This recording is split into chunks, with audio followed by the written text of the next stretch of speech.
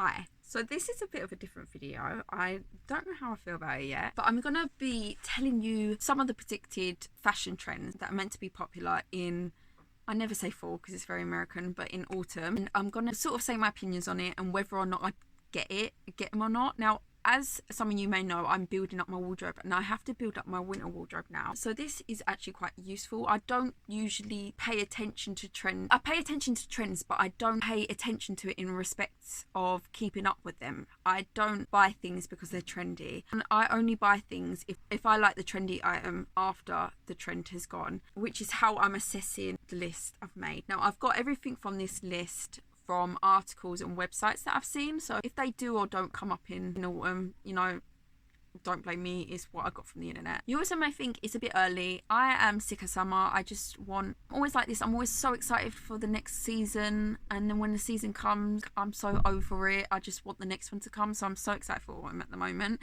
Winter, I can always do without winter. I'm going to do this kind of quick fire because I don't really know how it's going to go, and it's the first type of video that I'm doing like this, and I don't want to really be speaking for 100 hours. Yeah, I'm gonna kind of compress it a little bit. So the first thing I saw was sequins. I'm not really a fan of sequins. I don't like how they look or feel. It does remind me of Christmas, and on Christmas I do usually wear something with sequins because it's Christmas.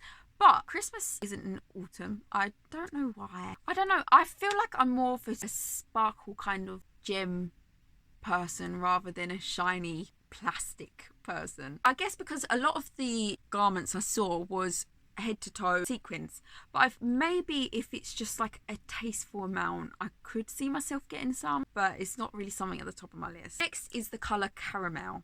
I do like the colour caramel. I mean, it's a neutral. It's so easy to style, to accessorize. It's a nice colour. It's a good colour for them. We have seen, like, all throughout summer, these really bright colours, sort of referencing back to the 60s. I've seen a lot of 60s style pieces, so the toning down of colour was inevitable. Caramel, I guess, is a good colour to tone it down with. The summer 60s bright colours did birth a lot of micro trends, and I know there is obviously still got to be micro trends, but will it be as extreme? I hope not. That marble print, that bright marble print that was literally plagued every shop, I can't even look at that anymore. I didn't even like it to start off with. That was one of the trends. I mean, I don't like many micro trends, but that, oh my god, I mean, no offense, I just don't like how it looks on me.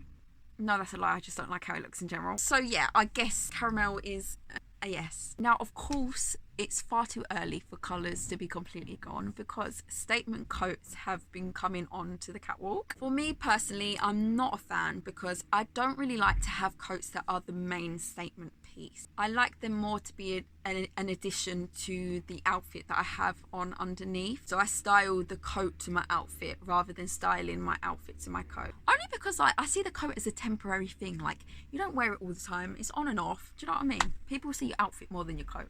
Well, maybe not actually. I think I just enjoy styling outfits more than having to focus on the coat. The outfit underneath that big bold coat would probably have to be, for me, I mean, there's people who do bold and bold, but for me, I like to have one part bold and one bit a bit toned down. But it's the outfits that makes the choice of outfits a bit too restrictive for me. Also, as I've already said, longevity is a massive thing for me, especially spending that much money because coats are so expensive.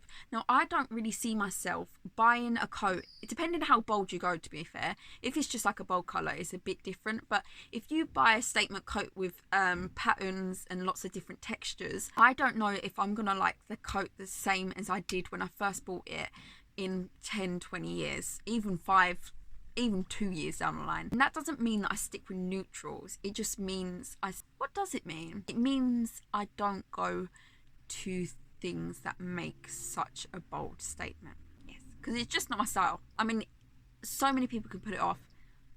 I, for one, cannot. Sticking with statement items, statement leather is meant to be coming back, and just leather in general. Now, leather just don't go away. It only goes away because it's too hot to wear in the summer. I do like leather. I used to have so much leather. Obviously, leather jackets were big, and leather skirts, all things like that. But it doesn't really go with my style anymore, and I never saw myself reaching for it. So I actually either gave it away or threw it away or donated it. So I obviously will not be repurchasing that. I mean, maybe if I find the right item. The thing is with things like leather, it's so diverse. There's so much you can do with it. So I'm not going to say a no. There's just such a range of things that you can buy. Leather, like I have some leather boots. So I guess I do have leather still. Oversized knitwear, or as the article described it, extreme knitwear. Now we saw oversized knitwear for the last few years. That I love oversized things, but I think the difference with this is, like the article described it as, is extreme knitwear. So it's very the use of different textures, different silhouettes. For me, that's quite exciting.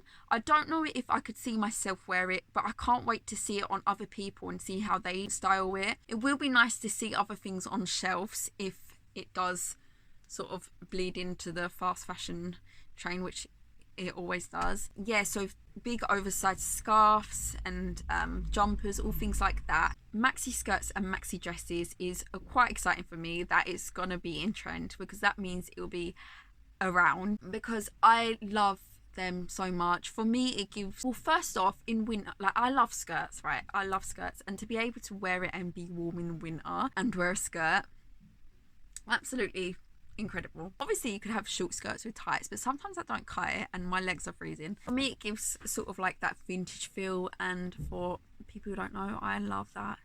I love vintage things. It's interesting to see it come back. The thing is, I find the trend cycle so interesting, how things come back, and there's a thing later on that I'm surprised it came back quite quickly. But yeah, definitely maxi skirts, that's a bit of me. Sheer clothing. Now sheer clothing can look really elegant and really pretty, and I know it will be something I purchase to layer. On the catwalk they came out with just the outfit, the sheer outfit with nothing underneath, like fully nude. I will not be doing that, but obviously they only do that on the catwalk to like make I don't know why they do that on the catwalk actually. Saw some sheer trousers. Now I don't think I'll be able to wear them because I don't know how they're gonna work as the weather changes. Obviously you can layer them, but I feel like they'd look quite weird. Like it has to be quite specific. Not everywhere in autumn is as cold as the UK can get. But for me, I don't think trousers, I've never really thought about layering sheer trousers because when I think of sheer clothing, I always think of them beautiful like pastel sheer dresses. Like they're so beautiful, and that's definitely more me. So I see myself buying sheer dresses to layer. Hot pink. Honestly, I thought this trend has already been and gone because I've seen so much of that. I think pretty sure it's the Balenciaga hot pink that like Kim Kardashian, Ariana Grande, so many people was wearing. Apparently not. Apparently it's here for autumn. I am personally not the biggest fan of that type of hot pink. I say that while I wear this pink top, but it does look bright on my phone. It is quite a dark pink in real life. For me, it's quite disturbing is not the right word, but it's one of those colours that is so bright. I don't have good enough vocabulary. I think I meant it's just a very intense colour. I also don't think it looks nice on me, but it's another fashion trend for autumn that makes a statement. So this statement thing that we saw in summer is kind of bleeding on to autumn. And once again, it's the longevity. If people buy this hot pink, once the trend is gone, will they still wear it? My guess is probably no, because it's such a specific colour of pink. Obviously there are people who will wear it past that. I just wonder if people will be reaching for that bright and dramatic colour after the trend is gone. Extreme cutouts. Now I saw this and I didn't, once again, because I'm thinking on my cold bones, I didn't know how it was going to work in autumn.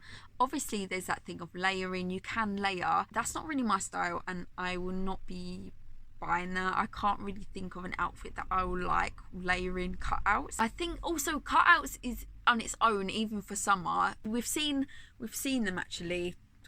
I'll see if I can find a picture. Like, I don't really like that. It don't look good on me. Mini skirt suits. This once again really excites me. I think these are beautiful, and I'm not gonna lie, I'm kind of obsessed with the look, like the aesthetic of it. If I see one good enough price, and second hand would be a massive bonus. If I see one, I am definitely gonna buy it. I actually saw one in Primark. It was this bright green. I weren't really that keen on the colour, and also it's Primark, so I try and stay away from that. So it has, that trend has already been taken by some fast fashion chains. It seems like we're gonna probably see a lot of that. It reminds me of the Chanel mini skirt suits, and I love that. I think because in my head I can see all the different accessories and the shoes and the bags I can put with it, like it's all made up in my mind. I got cake and custard. Last one on my list is bomber jackets. I was 100%, when I first saw that I was like, ew, why is that back? But the only reason I realised I was against it is because I've just been oversaturated with it. When was it popular? Like 2014. It was all the range, and even like the embroidered patches were all over it, and I've just had enough of it now. It doesn't fit in my style now, so for that reason I obviously won't be buying it. At one point I loved them and I was obsessed with them. I think the reason why I dislike them so much is because I saw them so much. Everyone had them, they were all over every shop in 2014, 2016, I actually don't remember the year. For many people it's a staple, and they've not taken their bomber jacket out since 2014, which is great. It's really good to be like that. I try my hardest to be like that, but obviously I'm not perfect. That's it all. Obviously there was more, but I just kind of wanted to keep this video short. If you watched, thanks for watching. Goodbye.